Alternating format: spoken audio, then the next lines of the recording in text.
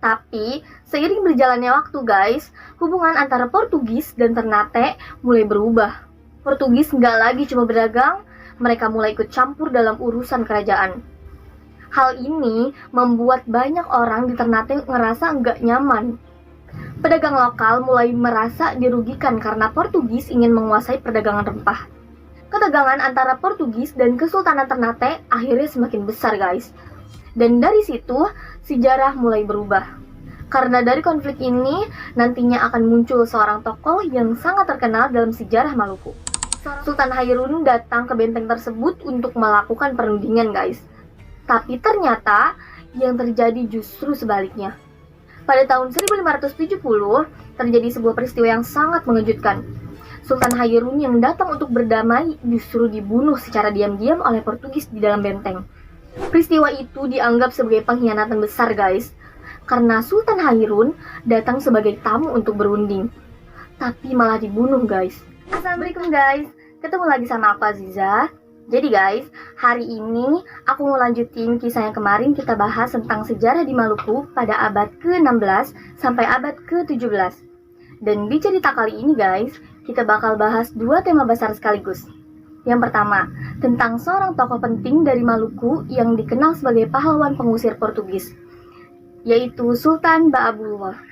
Dan yang kedua, kita juga bakal ngebahas konflik besar yang terjadi di wilayah Kesultanan Ternate pada abad ke-16 sampai abad ke-17. Konflik ini melibatkan bangsa-bangsa Eropa seperti Portugis, Spanyol, sampai Belanda. Kalau kita lihat sejarahnya guys, ini adalah tentang perebutan kekayaan dunia pada masa itu. Cerita tentang pengkhianatan, perlawanan, dan perjuangan mempertahankan wilayah sendiri. Dan yang paling bikin menarik guys, semua konflik besar ini terjadi di satu wilayah kecil di Indonesia bagian timur. Wilayah itu adalah Maluku.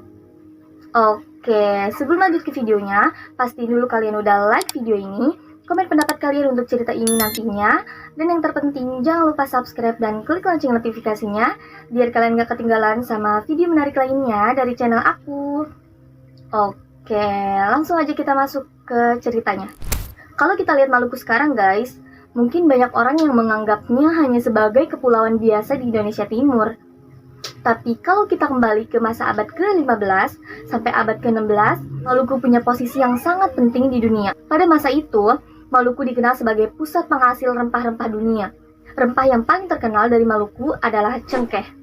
Cengkeh ini tumbuh secara alami di beberapa pulau di Maluku, seperti Ternate, Tidore, Makian, dan Moti.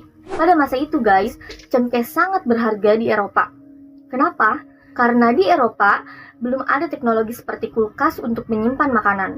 Jadi, untuk menjaga makanan supaya nggak cepat rusak, mereka menggunakan rempah-rempah seperti cengkeh dan pala untuk mengawetkan makanan itu. Selain untuk makanan guys, rempah-rempah juga dipakai untuk obat-obatan, parfum, bahkan sampai tanda kekayaan. Makanya, harga rempah di Eropa bisa sangat mahal. Karena itu, banyak bangsa Eropa ingin mencari langsung tempat asal rempah tersebut. Sebenarnya, sebelum bangsa Eropa datang guys, rempah dari Maluku udah lama diperdagangkan. Pedagang dari Maluku biasanya membawa rempah ke wilayah lain, seperti Jawa, India, dan Timur Tengah. Dari sana, rempah-rempah itu baru dibawa lagi ke Eropa oleh pedagang lainnya. Karena harus melewati banyak tempat guys, harga rempah jadi makin mahal setiap kali berpindah tangan. Akibatnya, ketika sampai di Eropa, harganya bisa berkali-kali lipat lebih mahal. Karena itulah guys, bangsa Eropa punya keinginan besar. Mereka ingin mencari langsung sumber rempahnya, supaya bisa mendapatkannya dengan harga lebih murah. Salah satu negara yang sangat serius mencari jalur langsung ke Asia adalah Portugal. Pada akhir abad ke-15, Portugis berhasil menemukan jalur laut menuju Asia dengan mengelilingi benua Afrika. Seorang penjelajah Portugis bernama Vasco da Gama berhasil sampai di India pada tahun 1498. Penemuan jalur ini sangat penting guys, karena sejak saat itu Portugis bisa langsung berdagang dengan wilayah Asia tanpa harus melalui jalur perdagangan lama yang dikuasai pedagang Timur Tengah. Tapi sebelum sampai ke Maluku, Portugis harus menguasai satu kota penting terlebih dahulu guys. Kota itu adalah Malaka. Pada masa itu, Malaka adalah salah satu pelabuhan perdagangan paling ramai di Asia. Banyak pedagang dari berbagai wilayah datang ke sana, termasuk pedagang rempah dari Maluku. Pada tahun 1511, Portugis berhasil menaklukkan Malaka. Penaklukan ini dipimpin oleh seorang panglima Portugis bernama Afonso de Albuquerque. Setelah menguasai Malaka, guys, Portugis mendapatkan banyak informasi dari para pedagang. Mereka akhirnya mengetahui bahwa sumber utama cengkeh sebenarnya berada di wilayah Maluku. Setelah mengetahui lokasi sumber rempah, guys, Portugis mulai mengirim kapal ke arah timur. Sekitar tahun 1512, kapal Portugis akhirnya sampai di wilayah Maluku. Di sana mereka bertemu dengan beberapa kerajaan besar. Yang paling kuat saat itu adalah Kesultanan Ternate dan Kesultanan Tidore. Kedua kerajaan ini sebenarnya sudah lama bersaing satu sama lain, guys. Portugis melihat situasi ini sebagai peluang. Mereka akhirnya menjalin hubungan dengan Kesultanan Ternate. Awalnya hubungan mereka cukup baik, guys. Portugis datang sebagai pedagang yang membeli rempah-rempah. Sebagai balasannya, Portugis membantu Ternate menghadapi musuhnya. Portugis bahkan diizinkan membangun benteng di Ternate. Benteng itu dikenal dengan nama Benteng Castela. Tapi, seiring berjalannya waktu, guys, hubungan antara Portugis dan Ternate mulai berubah. Portugis nggak lagi cuma berdagang, mereka mulai ikut campur dalam urusan kerajaan. Beberapa hal yang mereka lakukan antara lain ikut terlibat dalam politik kerajaan, mencoba mengontrol perdagangan rempah, dan memengaruhi pergantian pemimpin. Hal ini membuat banyak orang di Ternate ngerasa nggak nyaman. Pedagang lokal mulai merasa dirugikan karena Portugis ingin menguasai perdagangan rempah. Selain itu, guys, Portugis juga membawa misi agama dan mencoba menyebarkan agama mereka. Hal ini membuat hubungan dengan masyarakat setempat semakin tegang, guys. Hubungannya awalnya kerjasama, perlahan berubah menjadi konflik. Ketegangan antara Portugis dan Kesultanan Ternate akhirnya semakin besar, guys. Dan dari situ, sejarah mulai berubah. Karena dari konflik ini, nantinya akan muncul seorang tokoh yang sangat terkenal dalam sejarah Maluku. Seorang pemimpin yang dikenal sebagai pengusir Portugis dari Ternate. Tokoh itu adalah Sultan Baabullah. Tapi, sebelum Baabullah naik menjadi sultan, ada satu peristiwa besar yang terjadi, guys. Peristiwa yang sangat mengejutkan dan membuat rakyat Ternate marah besar. Peristiwa itu adalah pembunuhan seorang sultan oleh Portugis. Dan dari situlah kisah perjuangan Baabullah benar-benar dimulai. Oke, kita udah sampai pada situasi di mana hubungan antara Portugis dan Kesultanan Ternate mulai memburuk, guys. Awalnya mereka datang sebagai pedagang, tapi lama-lama Portugis mulai ikut campur dalam urusan kerajaan. Mereka ingin menguasai perdagangan rempah di Maluku. Padahal sejak dulu, perdagangan rempah itu sudah menjadi sumber kekayaan utama bagi kerajaan-kerajaan di wilayah tersebut. Pada masa itu, guys, Ternate dipimpin oleh seorang sultan bernama Sultan Hairun. Beliau dikenal sebagai pemimpin yang cukup kuat dan berpengaruh. Di bawah kepemimpinannya, Ternate tetap menjadi salah satu kerajaan paling penting di Maluku. Tapi, hubungan Sultan Hairun dengan Portugis semakin lama semakin tegang. Kenapa? Karena Portugis mulai melakukan beberapa hal yang merugikan kerajaan Ternate. Misalnya, mencoba memonopoli perdagangan cengkeh, memaksa pedagang lokal menjual rempah hanya kepada mereka, dan ikut mengatur politik kerajaan. Hal-hal ini membuat Sultan Hairun mulai menentang Portugis, guys. Karena konflik semakin besar, guys, akhirnya terjadi beberapa pertempuran kecil antara pasukan Ternate dan Portugis. Tapi, situasi sempat mereda, guys. Portugis kemudian mencoba berdamai dengan Sultan Hairun. Mereka mengundang Sultan Hairun untuk datang ke benteng Portugis di Ternate. Benteng itu bernama Benteng Castela. Sultan Hairun datang ke benteng tersebut untuk melakukan perundingan, guys. Tapi ternyata yang terjadi justru sebaliknya. Pada tahun 1570, terjadi sebuah peristiwa yang sangat mengejutkan. Sultan Hairun yang datang untuk berdamai justru dibunuh secara diam-diam oleh Portugis di dalam benteng. Peristiwa itu dianggap sebagai pengkhianatan besar, guys, karena Sultan Hairun datang sebagai tamu untuk berunding, tapi malah dibunuh, guys. Berita pembunuhan ini langsung menyebar ke seluruh wilayah Ternate. Rakyat Ternate marah besar, guys. Bagi mereka, ini bukan sekedar konflik politik lagi. Ini udah menjadi pengkhianatan terhadap kerajaan dan rakyat Ternate. Setelah Sultan Hairun meninggal, putranya naik menjadi sultan lagi. Putranya itu adalah Sultan Baabullah.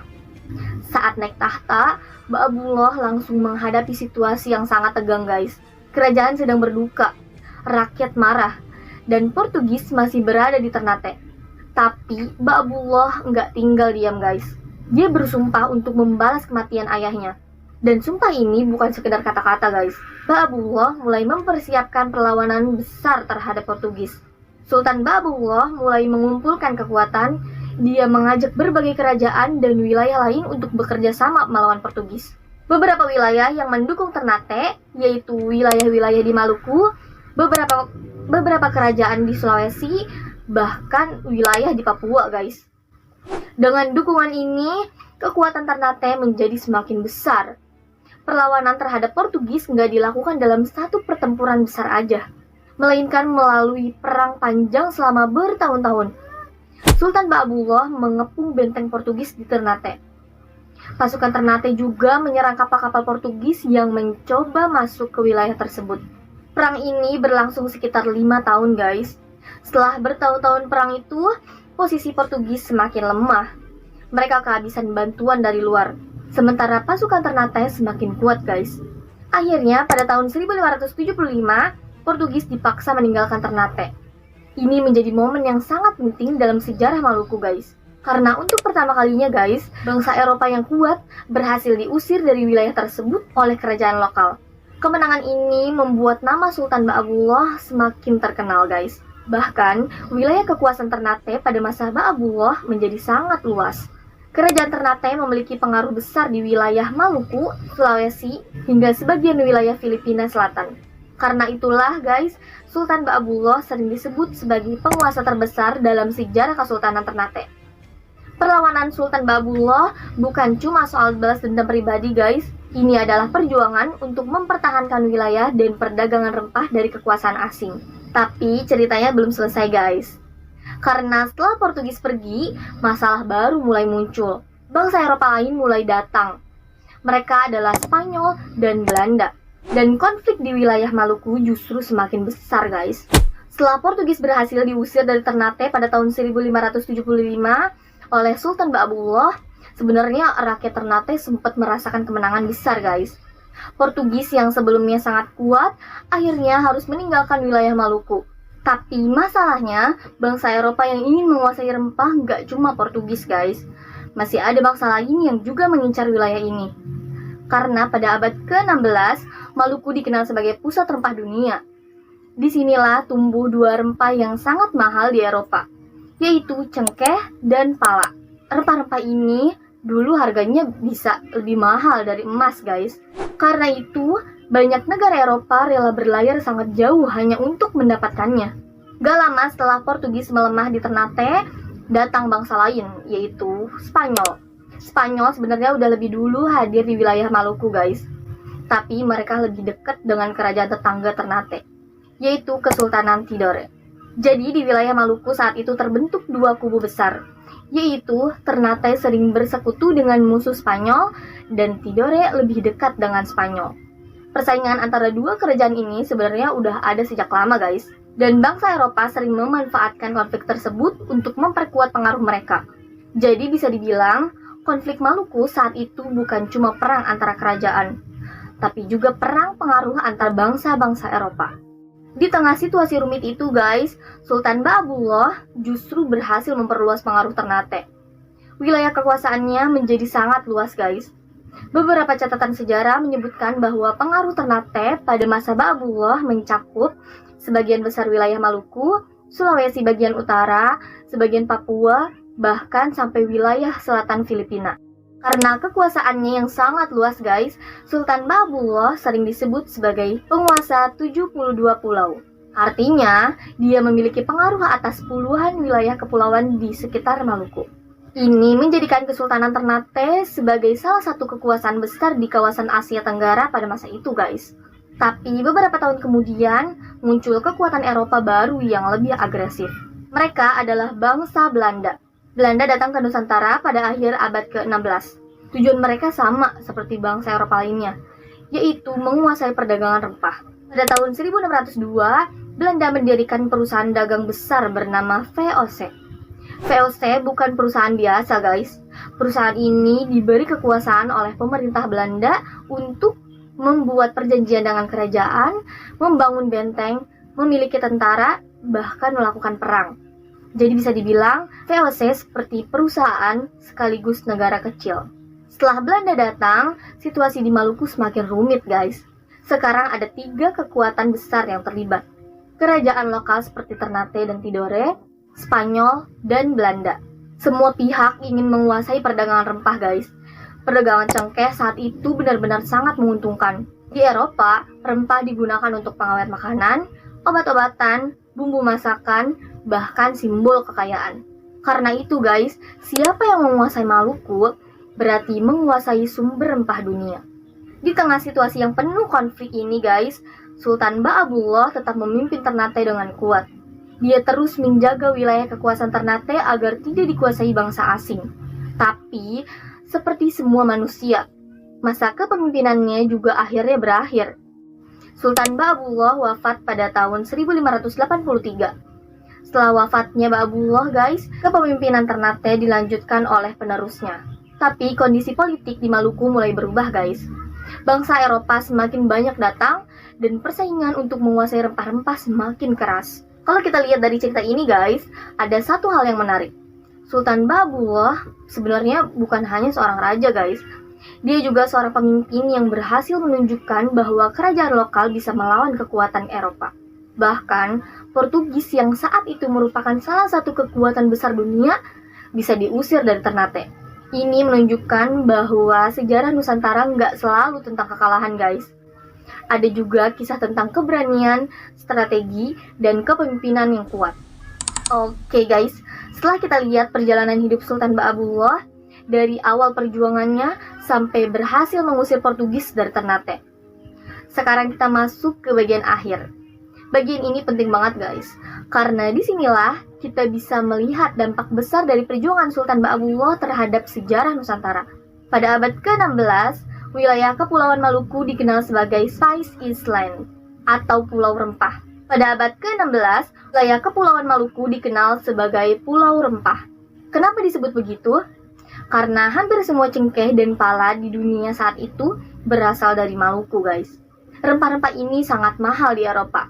Bahkan pada masa itu, satu kantong kecil cengkeh bisa dijual dengan harga sangat tinggi.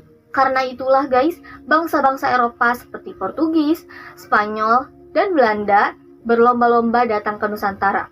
Tujuannya cuma satu, menguasai perdagangan rempah. Di tengah perebutan besar itu guys, muncul sosok Sultan Ba'abullah.